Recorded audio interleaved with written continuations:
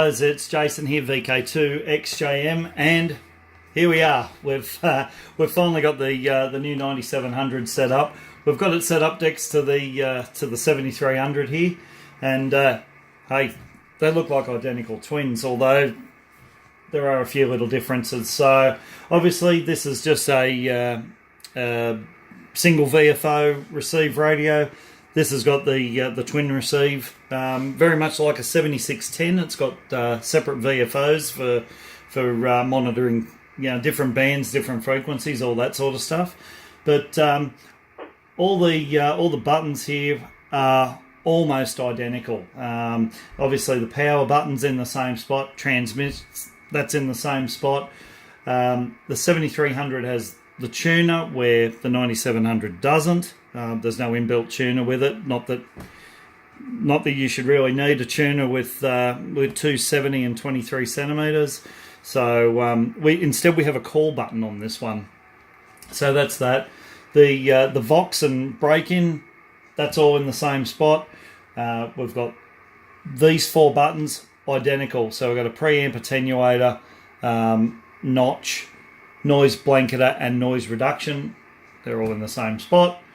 Up here you've got your passband filters on your 7300, where on the 9700 you've got your volume and squelch there and there, where the volume and squelch obviously for single band is down here. These five buttons down the bottom, they're all the same. So menu, function, scope, quick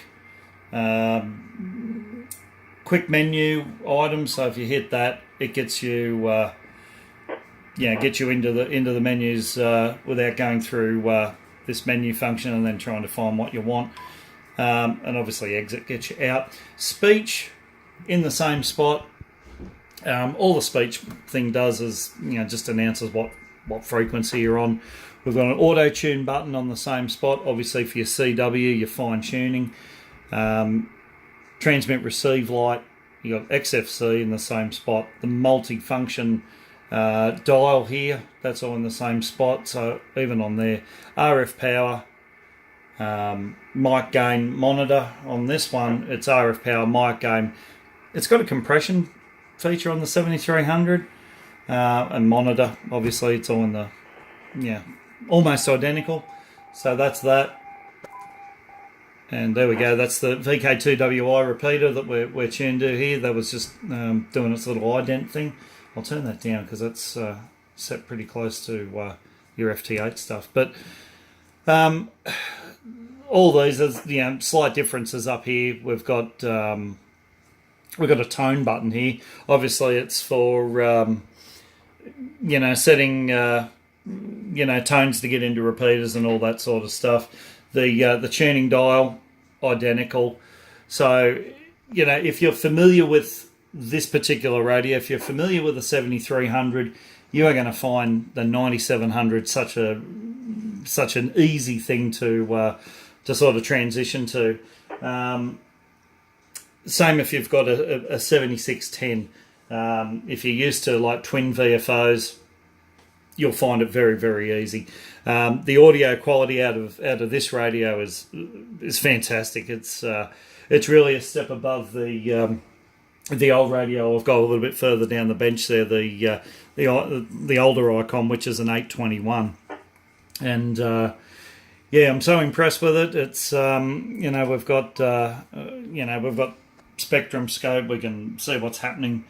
Up and down the band. I've got this set, 400 kilohertz either side of the center frequency. So if someone's talking down on a repeater a little bit further down or up the band, I'll be able to see that and tune in and have a listen. It's got just about every mode.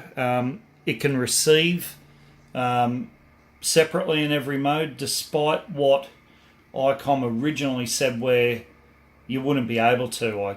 I'm pretty sure that's what it was, but anyhow, they've released it where it can be sideband, AM, all that sort of stuff. So that's really good. It has inbuilt D-Star so I'll have to set that up for D-Star. I'll have to. I've got a friend in a couple of friends in the States that operate D-Star. So hi Mike, if you're listening, mate, finally got it, and yep, we'll be able to finally set that QSO up instead of me trying to get into the car and work out what time you're going to be on and all that sort of stuff. So, mate, we will be able to get that QSO happening, primarily because of this inbuilt D-Star with the radio. So, yeah, it's a good radio. Matter of fact, it's an excellent radio.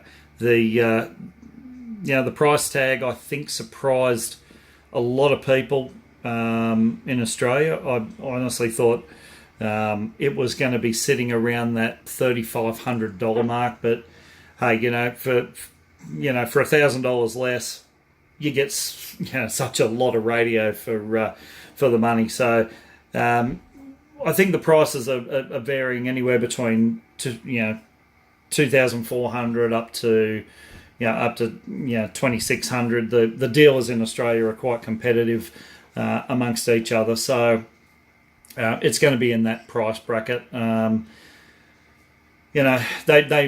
might do a special on them maybe a little bit later down the track, but hey, I was keen to get this radio, so when you're keen for it, you pay what it is. So that's what I've done. But anyhow, there's a lot of functionality about it. I'm not going to go into the intricacies of it because, like I said, if you're familiar with the 7300, you're going to be so familiar with the 9700.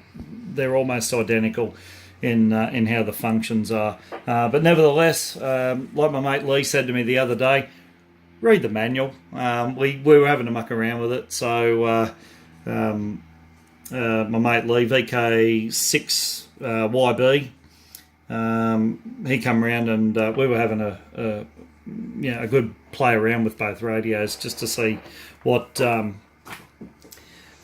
were about. And I mean, Lee's had a 7300 longer than me, and he just ripped straight into this thing, and he sort of knew his way around it, like he was operating his 7300 at his place. So anyhow, guys, that's it set up.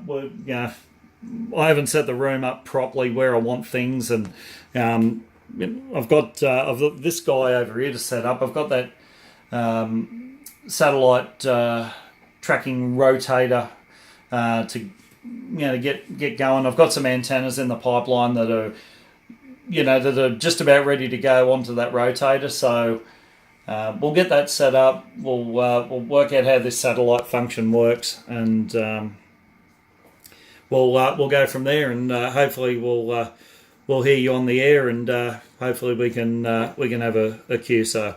All right, guys, that's all I've got for now. I hope you enjoyed the video, but can't wait to really get into the functionality of this radio and learn what it's about. All right, guys, that's it for now. I hope you enjoyed, and we'll catch you on the next one. 73s, everyone. Cheers.